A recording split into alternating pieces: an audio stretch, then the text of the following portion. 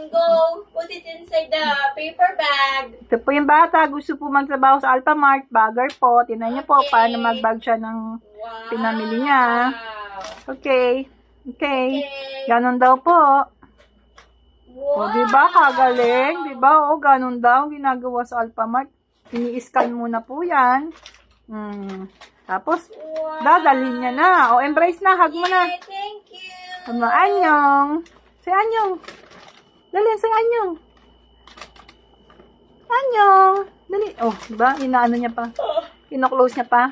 Oh, ang galing. O, tapos bibigay mo sa customer. Thank you po, Anyong. Arigato.